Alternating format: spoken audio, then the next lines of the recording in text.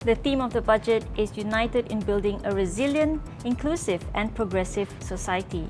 And we're going to be talking about human capital development, one of the key thrusts in the state budget. Now, if we don't have sufficient human capital, all our developmental digital economy initiatives will come to naught. So we need to match our human capital with our state's aim to be a developed nation by the year 2030. Join me, Mona Abdul Manap, as we discuss this and many others in a special Econ Roundtable season for the State Budget 2022. See you.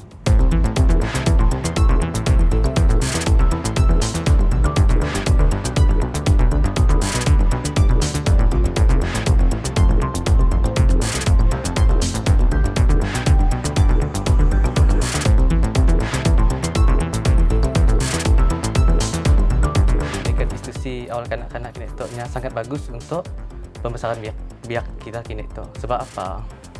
Biak kinektor bilanya dah dibiasakan dengan teknologi dari kecil. So, nya kelak akan seiring lah dengan teknologi yang ada. So, kelak dah besar lah, should be no problem lah untuk tidaknya. Dan biak kinektor dengan bantuan ibu bapa lagi, malah kadang-kadang mereka kecil lebih pandai daripada orang tua. So, insyaAllah kelak kita nanggal lah dalam masa 10 tahun, 20 tahun, memang generasi kita akan berintelektual lah. Untuk sekolah usang, kami rasa di Malaysia tak perlu ditingkatkan lagi kemudahan prasarananya, perlu diperbaiki sebab kita tak dah di zaman 2021 nak. Sekolah usangnya kami rasa kini tak patut ada lagi lah yang kurang kondusif untuk pelajar. Hello everyone and welcome back to the Econ Roundtable episode on Human Capital Development. And today we've got two of the best people to talk about this, and they are Dr. Sabaria Putit, Deputy State Secretary for Performance and Service Delivery Transformation. Welcome to the show, Datuk. Thank you, Mona.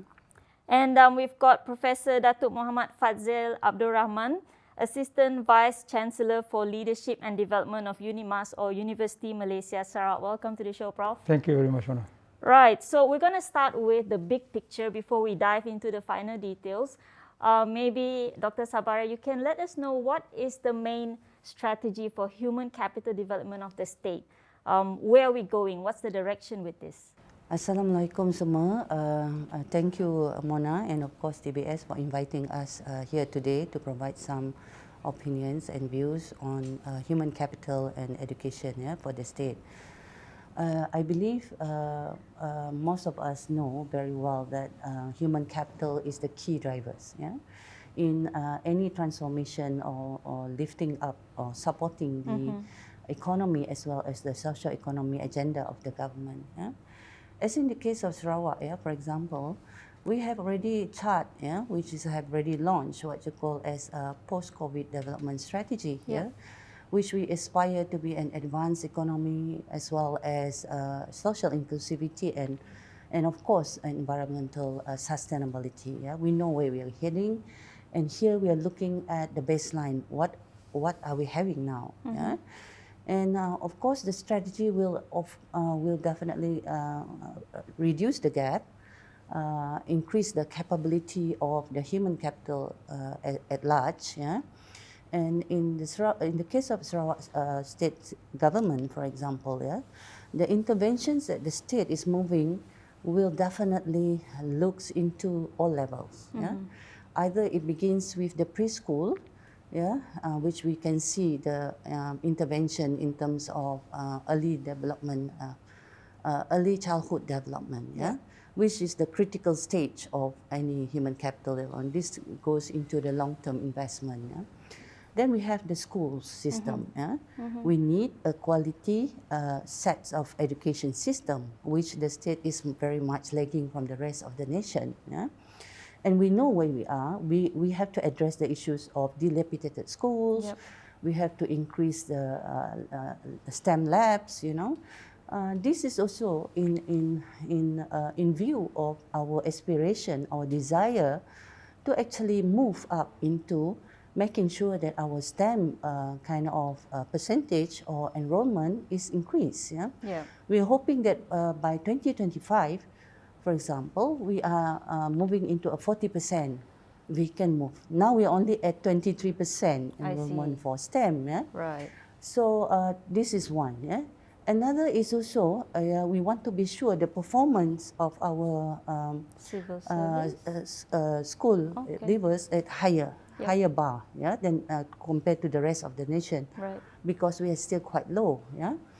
And at the same time, yeah, that's the school. Then we move into the universities as a segment, yeah, because this is so very critical how our what do you call the universities that we have, yeah. At the moment we have 5 main universities, yeah. Yep.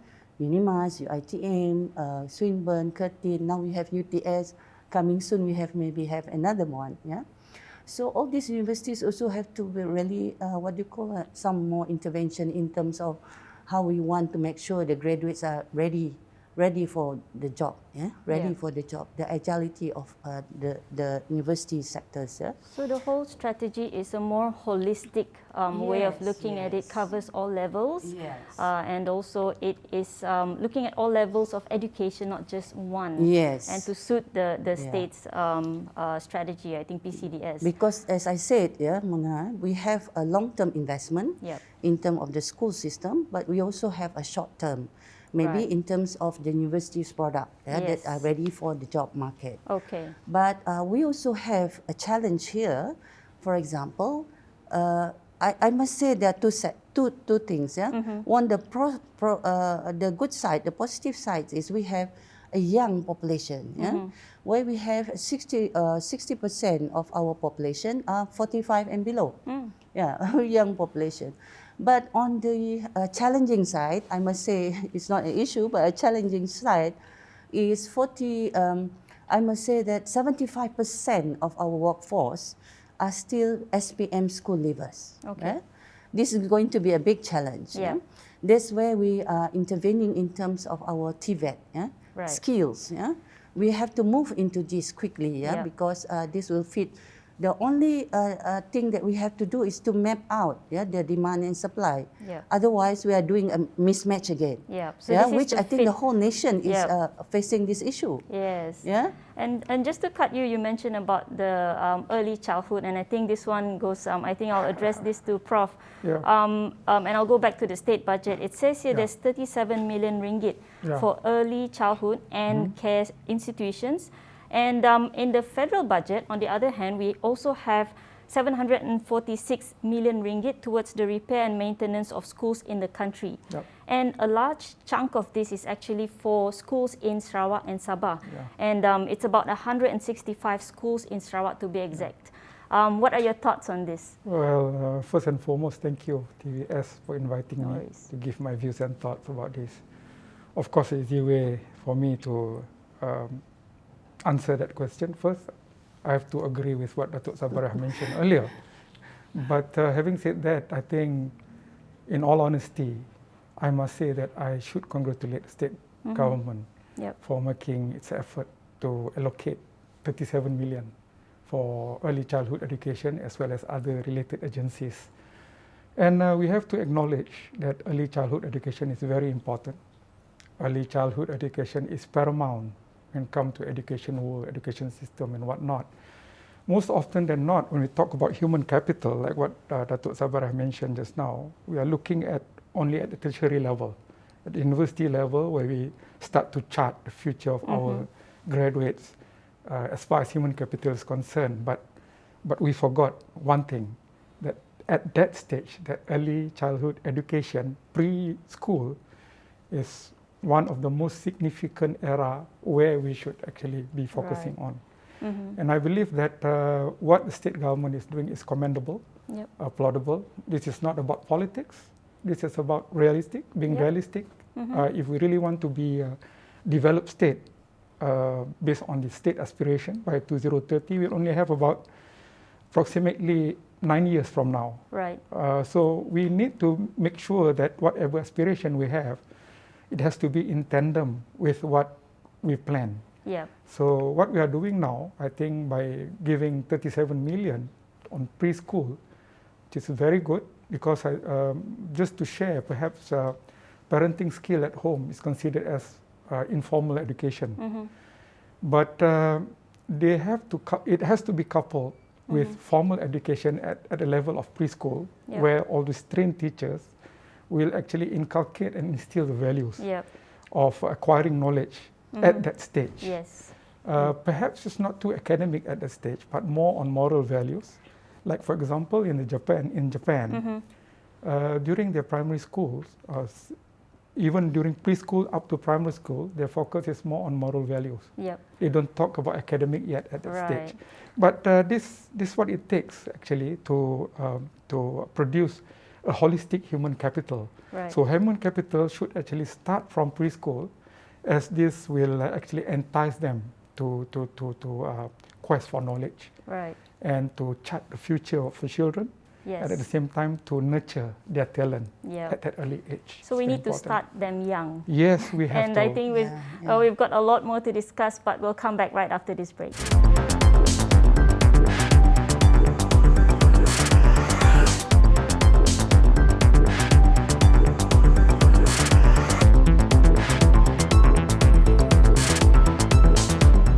Mungkin kami akan hantar sebab setiap parents ni ada goalnya pun untuk anaknya. Contoh, let's say kita mau anak kita lebih bahagian agama, so kita akan fokus kepada agama sebab mungkin macam seriti ke dan sebagainya. Sebab bila kita hantar private school, mungkin aim utama sekolah ya akan goalnya akan sama lagi dengan parents kita berbanding dengan sekolah yang lain lah. Ya, pendapat kami. Bagi kami mun ada peluang, kami akan hantar lah. Sebab ya bergantung juga dengan keadaan untuk anak kami lah. Kami akan tangga lagi dari masa ke masa anak ni yang terbaik untuk anak kami. Sebab bila international tu mungkin suasana belajarnya, ada jadualnya, kita dapat dari sini kita dapat pastilah.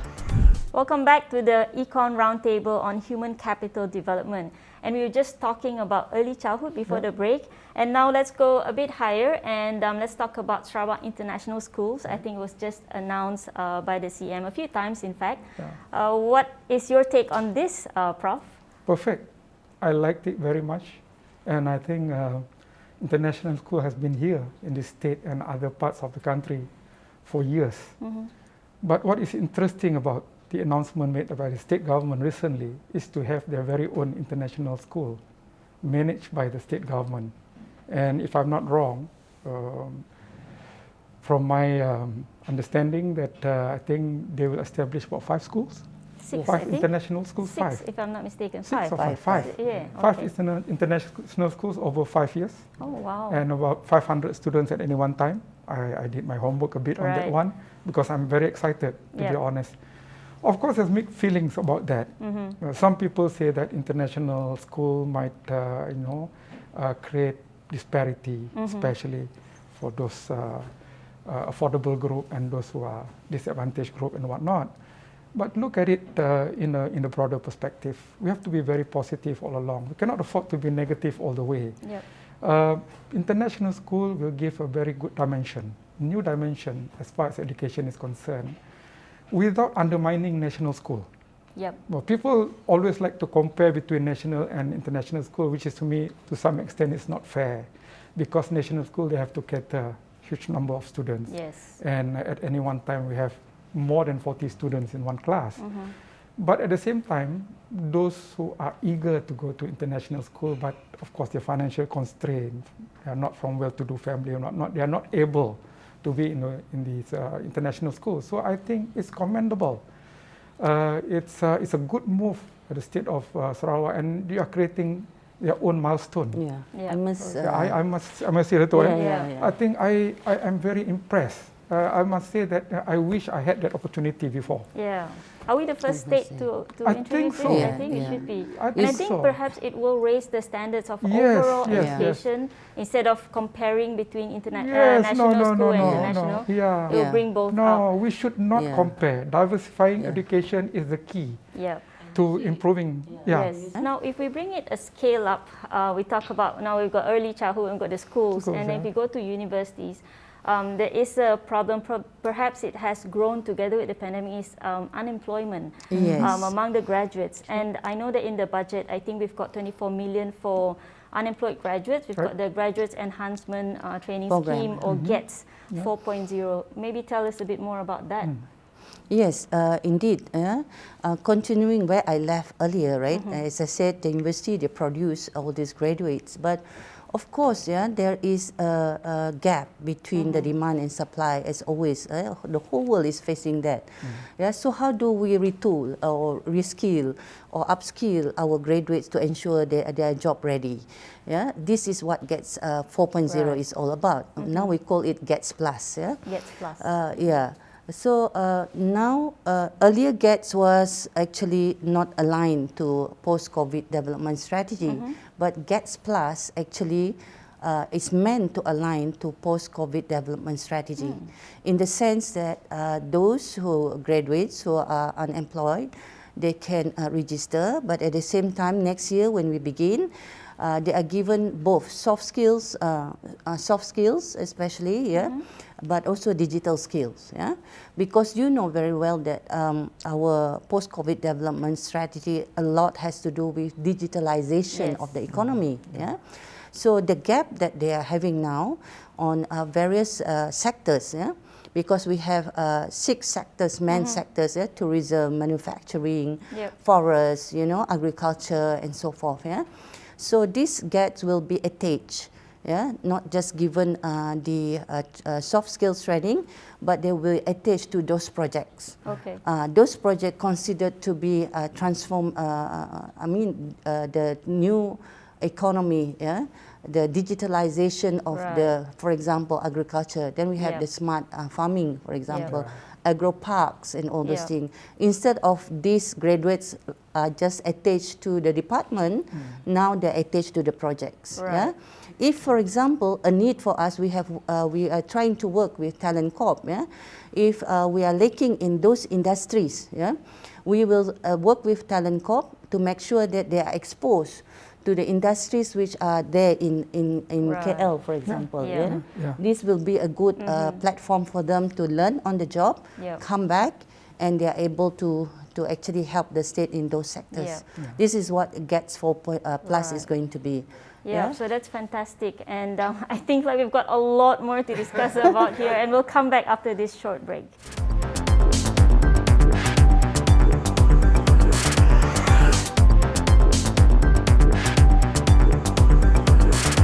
Welcome back, guys, to the Econ Roundtable episode on human capital development.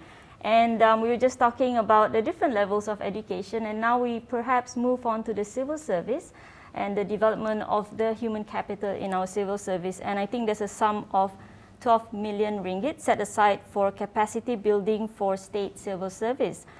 This is for change and transformation. Dr. Sabaria, tell us a bit more about this.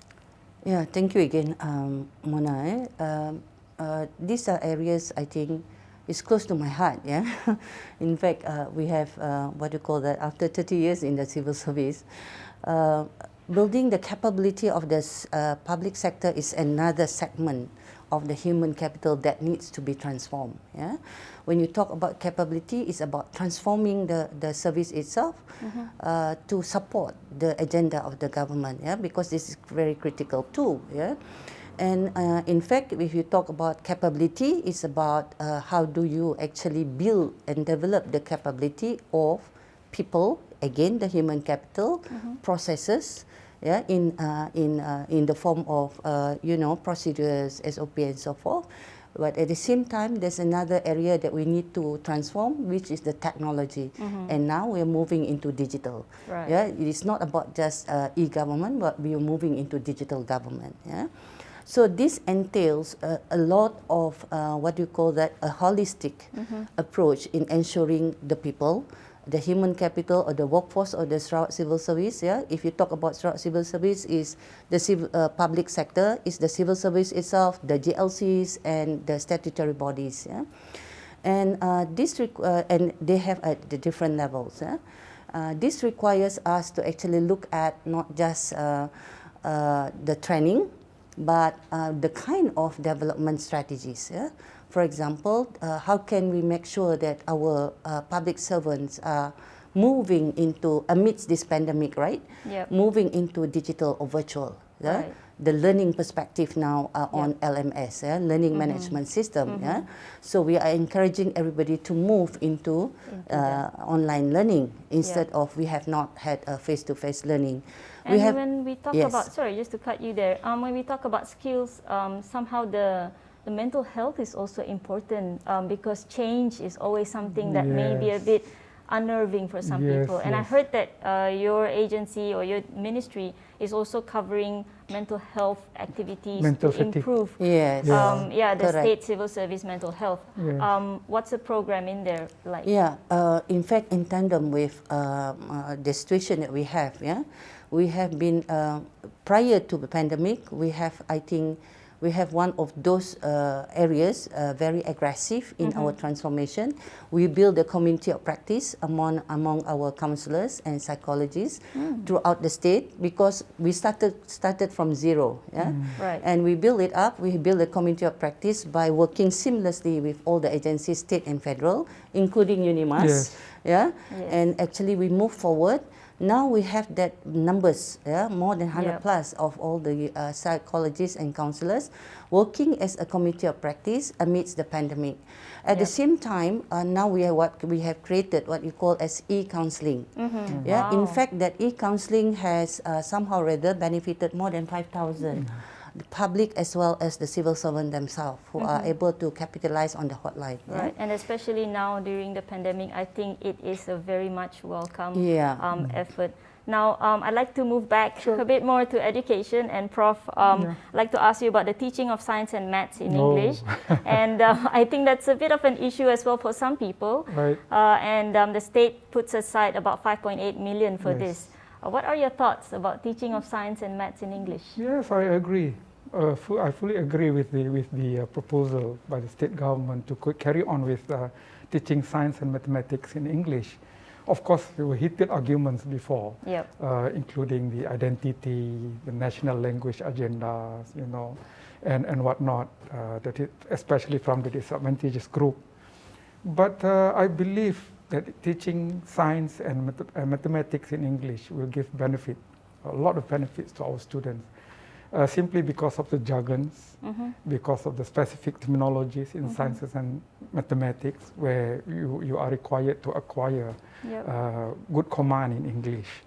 I believe so there's no harm doing teaching science and mathematics in English, but of course there are various parties who might not agree with me, but looking at it in a positive manner, I think we are actually killing two birds with one stone. Number one, we encourage our students to acquire language as far as English is concerned, because whether we like it or not, we have to accept the fact that English is a lingua franca.